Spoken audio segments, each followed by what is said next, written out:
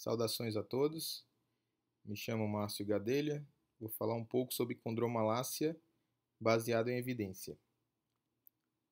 Aqui é um pouco da minha formação, sou médico pela Universidade Federal do Ceará, ortopedista pelo Hospital Geral de Fortaleza, fiz medicina do esporte pelo Cefit em São Paulo e subespecialidade em cirurgia do joelho pela Universidade Federal de São Paulo. Aqui é um pouco das minhas atuações, além dos hospitais particulares, atuo em duas instituições, que é o Ceará Sporting Clube e sou médico oficial do Exército Brasileiro. Qual a motivação da apresentação? Na verdade, a gente tem muitas informações, Instagram, Facebook, Google, e que os nossos pacientes trazem até a gente informações que não são tão verdadeiras assim. Então, assim, a gente buscou, através de artigos científicos, trazer informações sobre a condromalácia, tudo baseado em evidência. Por isso, a apresentação é sempre dita baseada em evidência. Em relação ao nível de confiança das informações, a gente busca nas nossas referências fornecer estudos de grau 1, 2 e 3 de confiança. Já informações de especialistas é apenas o nível 5 de evidência. Portanto, a gente procura dar uma informação um pouco mais fidedigna para os nossos pacientes. Como a gente faz para transferir essas informações? A gente copia literalmente do artigo para o paciente saber que isso é uma cópia literal e a gente traduz caso a língua nativa do artigo não seja a língua portuguesa. Então, a definição de condromalácia. O que é condromalácia, na verdade? Condromalácia, por definição, é um amolecimento da cartilagem. Tá? Existem vários diagnósticos que você pode ter, como tendinite patelar, condromalácia, Rofite, dentre outros, mas a gente agrupa tudo isso numa coisa chamada dor anterior do joelho. Falando especificamente da condromalácia, ela é definida como um amolecimento da cartilagem e ela também pode ser descrita como uma síndrome dolorosa patelofemoral. Lembrando que é importante a gente dizer isso, que tem várias causas de dor anterior do joelho e não é só condromalácia. Então, muitas vezes o paciente tem vários outros diagnósticos, faz uma ressonância que dá condromalácia e o paciente fica tratando para condromalácia sem ser. Então, definição de condromalácia é um amolecimento da cartilagem. Então, como é que ocorre essa evolução? Primeiro ocorre um amolecimento, depois ocorrem fissuras na cartilagem e, por fim, gera-se uma exposição óssea. Essa exposição óssea é o que culmina com dor, porque a cartilagem não é inervada, apenas o osso. Neste artigo de 2014, uma revisão sobre ressonância na dor anterior do joelho, ele descreve os graus de condromalácia, então a gente classifica condromalácia em grau 1, 2, 3 e 4. Quando a gente recebe aquela ressonância e você diz, eu tenho condromalácia grau 2, o que é que isso significa? Que você tem uma fissura com menos de 50% da espessura total da cartilagem. Tipo 3, quando você tem acima de 50%. Tipo 4, quando você tem uma exposição óssea. Então isso é importante porque nesse mesmo artigo, o que é que ele descreve? Ele descreve que não existe uma relação direta da classificação com o grau de sintomas. Por exemplo, o paciente pode ter uma condromalácia grau 4 e ser pouco sintomático, e pode ter um grau 2 e ser muito sintomático. Então, nesse artigo, ele descreve isso, que não tem relação clínica versus ressonância. Então, a tradução, a dissociação, classificação versus dor do paciente. Muito comum no consultório o paciente chegar, doutor, eu tenho condromalácia grau 2, mas dói demais. Então, isso é uma coisa que pode ocorrer sim. Ao mesmo tempo que o paciente oligossintomático, com poucos sintomas, tem uma condromalácia grau 4 e tem poucos sintomas. Por que surge a condromalácia? Na verdade, existem vários fatores que vão acarretar na condromalácia. O que é importante a gente pontuar? Que a condromalácia é doença de paciente jovem, geralmente entre 16 e 25 anos, o pico. Obviamente que acima de 25 anos você também pode ter condromalácia. E mulheres têm o dobro da prevalência em relação aos homens. E por que ocorre? Por conta de características anatômicas associadas a fatores de riscos, que a gente vai discutir justamente nesses próximos slides. Quais são esses fatores de risco? Essas informações foram retiradas do capítulo 133 do INSAL, que é a Bíblia do Joelho.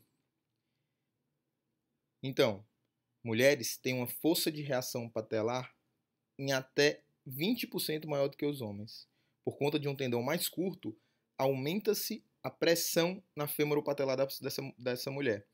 Então, por que que surge nas mulheres? Só pela característica anatômica de ser mulher. Por um tendão mais curto, um braço de momento mais longo do que os homens, o que gera, em última análise, o aumento da força de reação da patela.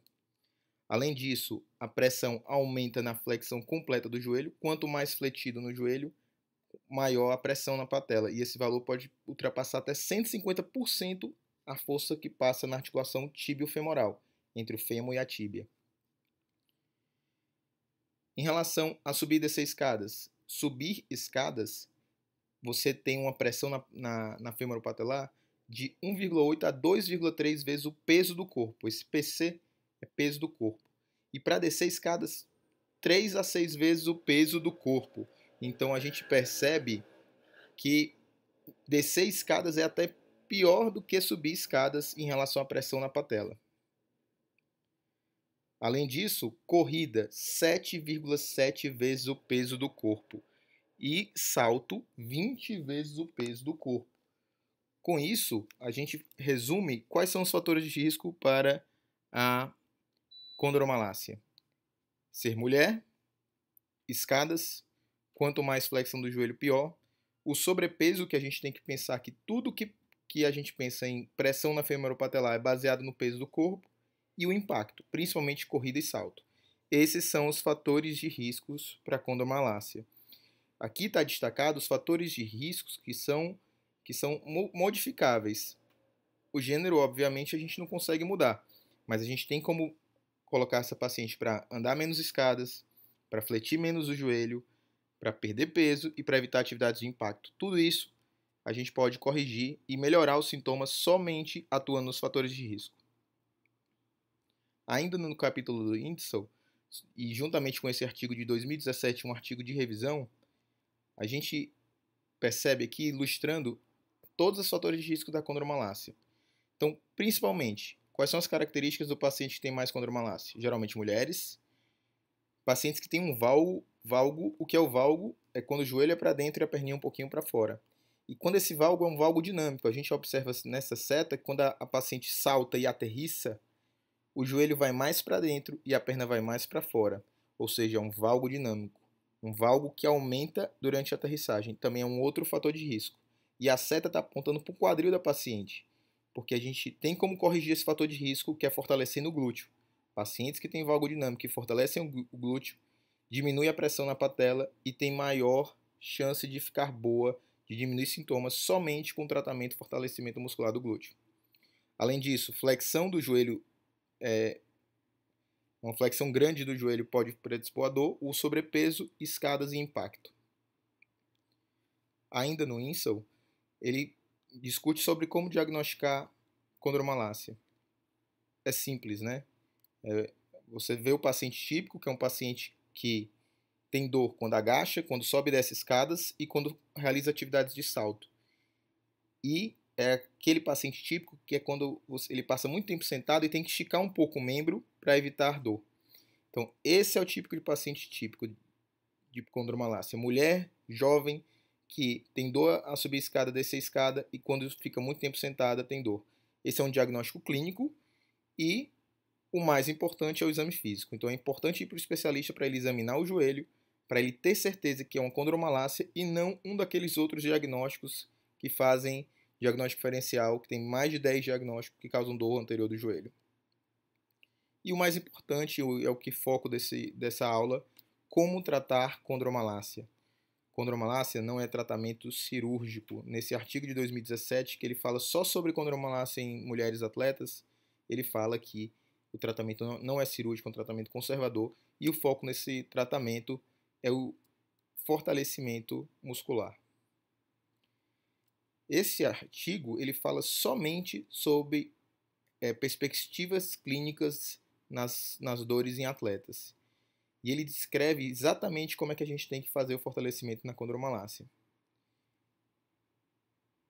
Um importante fator é que os exercícios têm que ser indolores, tá? Aqui a cópia fiel do artigo e aqui a tradução. Então, quando você tem condromalácia, você tem que fazer exercícios indolores. Além disso, é muito melhor que você faça exercícios contra resistência, ou seja, contra peso, né? Fazendo resistência com o grau de flexão de 90 a 45 graus, e exercícios sem resistência de 0 a 45. Lembrando que isso aí é um exercício para quem nunca teve exercício, né? Para quem nunca praticou atividade física. Você começa bem leve, inclusive com exercícios sem resistência. No entanto, uma regra prática que a gente utiliza dentro da cirurgia do joelho é um paciente que já tem fortalecimento e já pratica atividade física e tem dor, o que é que a gente faz? A gente coloca o arco de movimento algo em torno de 10 a 15 graus a menos do que do nível que começa a ter dor. Por exemplo, a mulher agacha de 0 a 100 graus e tem dor quando surge até 100 graus. O que é que a gente faz? A gente prescreve um agachamento até 85 graus, de tal forma que esse exercício seja indolor. Além disso, quais são os grupos musculares principais que você tem que trabalhar? Nesse artigo ele cita vasto medial oblíquo, abdutores e rotadores externos, que são basicamente a musculatura do quadril, e o core, são os 3 grupos musculares mais importantes para fortalecer na condromalácia. Ainda nesse mesmo artigo, ele cita que os exercícios do quadril, que são basicamente os glúteos, né, e os rotadores externos, tem que ser feito com exercícios com um caráter mais de resistência ao invés de hipertrofia, ou seja, com repetições de 20 a 30 e não aquelas repetições de 10 a 15 que a gente utiliza de uma maneira usual no fortalecimento muscular.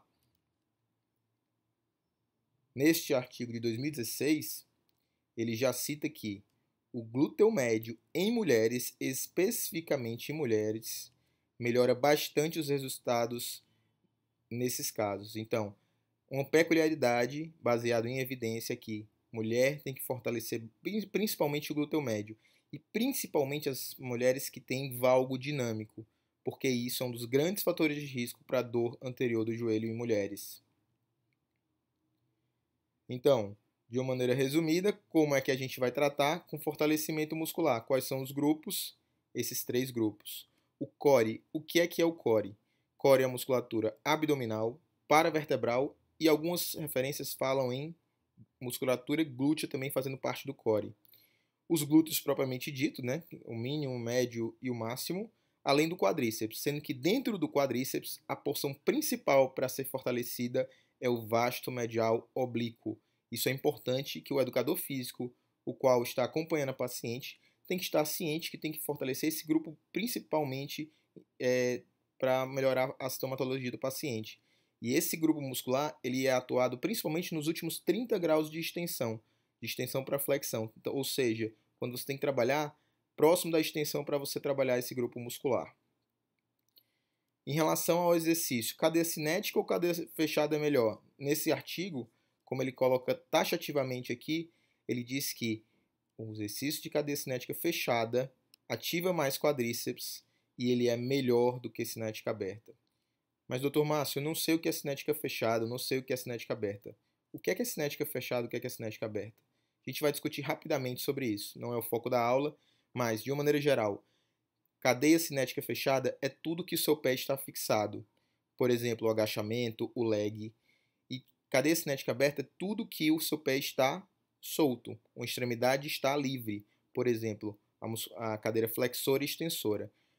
A cadeia cinética fechada, ela envolve mais grupos musculares. Então, ela é um trabalho mais completo. Então, ela diminui um pouco a sobrecarga somente na femoropatelar. Já a cadeia cinética aberta, como ela isola bastante a musculatura, ela aumenta muito a pressão na femoropatelar e ela tende a ser mais dolorosa. Então, aquele paciente que tem condromalácia e está com dor, não é bom fazer cadeira extensora e flexora, pelo menos no primeiro momento, até você melhorar seu grupamento muscular para que você consiga tolerar esse tipo de movimento. Em relação ao alongamento, esse artigo de 2017, ele cita claramente que somente alongamento pode melhorar em até 60% dos pacientes sintomas femoropatelares. Portanto, basta você ter um alongamento bem feito que você tem uma grande chance de melhorar da sua dor femoropatelar. a ênfase desse movimento é importante. Qual é o alongamento mais importante, né? O alongamento mais importante é da cadeia posterior e estruturas laterais. No INSAL, ele até coloca que a contratura dos isquiotibiais podem aumentar a flexão, a flexão normal do joelho, e isso pode gerar um aumento da reação na fêmoro-patelar. E a tensão do trato iliotibial também. Portanto, quais são as estruturas a serem alongadas na dor femoropatelar? Cadeia posterior, que envolve quem? Os isquiotibiais, a musculatura da panturrilha, principalmente, e as estruturas laterais, que envolve quem? O trato iliotibial, o vasto lateral, o glúteo médio. Esses são os grupos musculares mais importantes no alongamento. Então, a gente falou um pouco, comentou um pouco sobre cada tipo de exercício que a gente tem que fazer. Agora vamos montar o treino. Baseado em tudo que a gente falou nos slides anteriores e baseado em evidência, ou seja, tudo retirado de artigo científico de nível de evidência 1, 2 e 3, alguns 4, a gente observa que é esse o treinamento que a gente tem que utilizar. Então, de uma maneira resumida na condromalácia, os exercícios devem ser indolores. Os exercícios contra resistência têm que ser feitos de 90 a 45 graus e sem resistência de 0 a 45. Lembrando que isso seria para um paciente iniciante. No paciente que não é iniciante, a gente utiliza 10 a 15 graus menos do arco de movimento que ele começa a sentir dor. O alongamento tem que ser na cadeia posterior e lateral, a musculatura principalmente do quadríceps, mais notadamente o vasto medial oblíquo, os abdutores e rotadores externos do quadril, além do core. Lembrar de trabalhar bastante resistência nos glúteos e rotadores externos. Lembrar que nessa musculatura você tem que trabalhar em 20 a 30 repetições por série, ao contrário das demais, que é por volta de 10 a 15. Lembrar, preferência para os exercícios isométricos e cadeia cinética fechada. Evitar cadeia cinética aberta, cadeia flexora, extensora. Exercícios inicialmente sem resistência, ou seja, você sempre vai no início evitar um peso muito grande de tal forma que você sempre tenha um exercício indolor. E em pacientes muito sintomáticos, vale a pena você trabalhar o core. Isso a gente vai comentar mais na frente, com o passar dos slides, a gente vai mostrar um artigo que mostra isso. E, como a gente falou dos fatores de riscos, a gente tem que evitar escadas, evitar flexão do joelho, ou seja, aquela postura muito tempo sentada, não é boa, e principalmente impacto.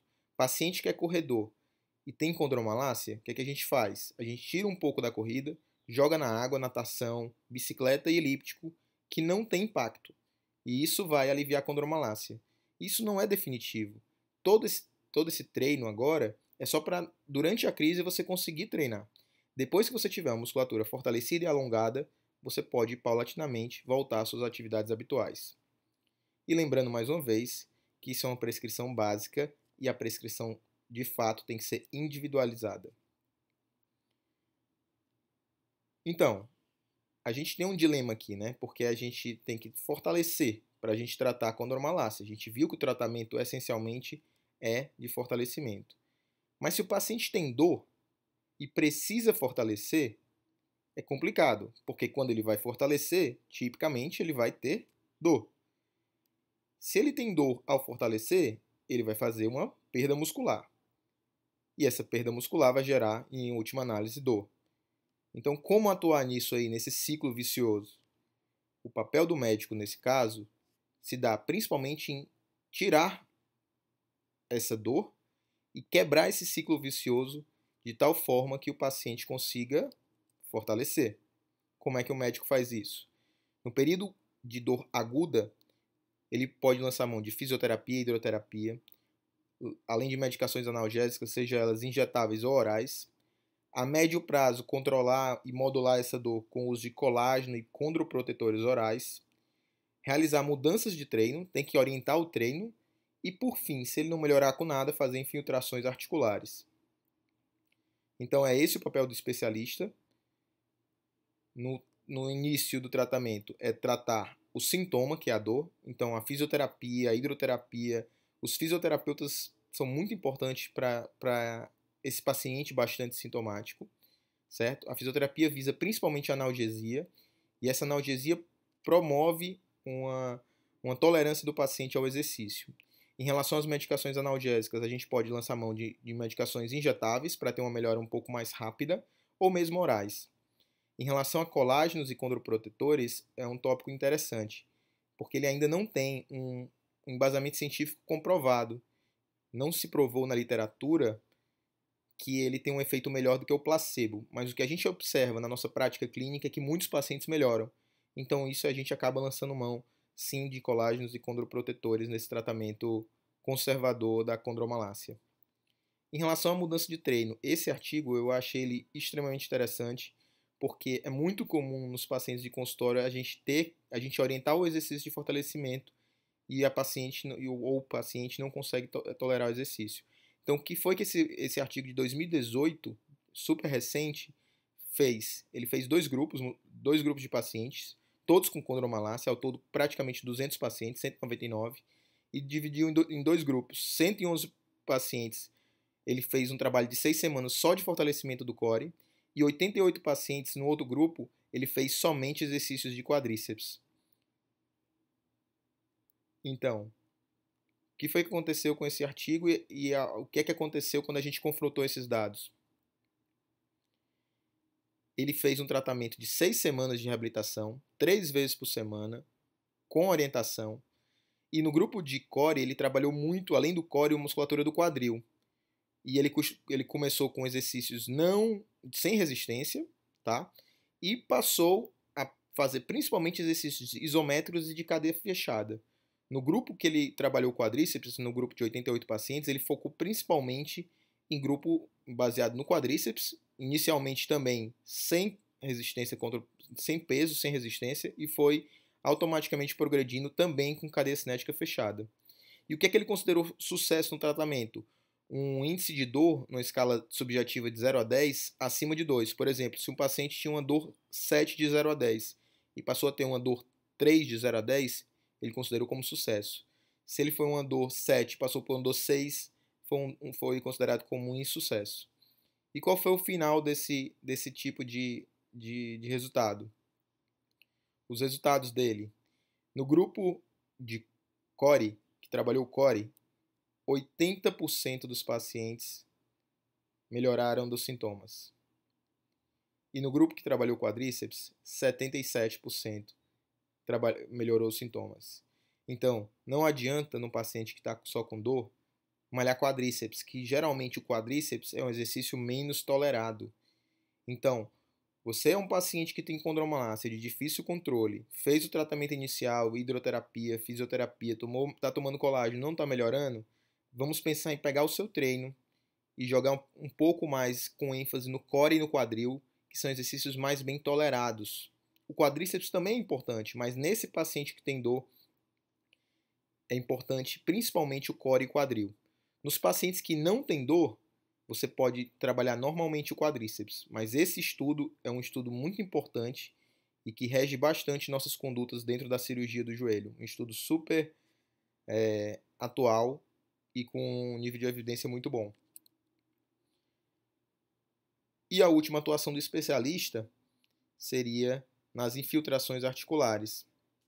Essas infiltrações articulares, conforme a gente está citando aqui, grifado em vermelho, elas são muito mais comprovadas para quem tem artrose de joelho e não para quem tem condromalácia. Então não tem ainda embasamento científico comprovado para a condromalácia. O que é que a gente faz geralmente? Em pacientes que não melhoram com nada, a gente mesmo fazendo hidroterapia, fisioterapia, fazendo um trabalho de treino bem orientado, e naqueles pacientes que têm dor, a gente trabalhando bem o core, o glúteo, o paciente ainda tem sintoma, a gente faz sim a infiltração numa tentativa por conta que o paciente é bastante refratário. Por mais que a gente não tenha ainda a literatura respaldando, a gente tem por medicina baseada em evidência que existem sim alguns pacientes e uma boa porcentagem, não posso dizer precisar quantos por cento porque eu não tenho literatura que me embasa em relação a isso, mas que melhoram sim dos sintomas. Isso é uma alternativa ao tratamento. Por fim, como terapias alternativas para aquele paciente que já fez de tudo, inclusive infiltração e não melhorou, o que é que a gente pode fazer? A gente pode tentar fazer a acupuntura, que nesse artigo de 2014 ele fala que em 2 estudos bem controlados, randomizados, mostrou que diminui sim a dor na condromalácia. Obviamente que a acupuntura a gente não vai tratar como primeira linha de tratamento, mas é uma possibilidade sim. E o uso dos tapings patelares também foi provado nesse mesmo artigo que pode ser benéfico, principalmente para facilitar o fortalecimento muscular. Então são alternativas que a gente tem também para a gente melhorar as dores da condromalácia. Como resumo, o papel do médico é facilitar e promover ao fortalecimento muscular do paciente, que é ele que vai se tratar. Em relação às dicas que a gente pode passar existe uma aula que resume bem essa aula e dá 10 dicas sobre condromalácia. Eu faço o convite para que vocês busquem essa aula na internet, no nosso canal do YouTube, que ele vai resumir o que a gente tem feito e as dicas para que você não tenha dor de condromalácia. Esses são os nossos contatos. Gostaria de agradecer a atenção de todos e que vocês continuem seguindo aí. Agradecemos os seguidores do nosso canal e qualquer informações posteriores que vocês tenham ou dúvidas, vocês podem, através do nosso site, através do nosso e-mail, a gente pode tirar dúvidas para vocês e a gente bater um papo sobre condromalácia para a gente tentar ajudar as pessoas e os nossos pacientes. Nosso muito obrigado, tudo de bom para todos. Fiquem com Deus.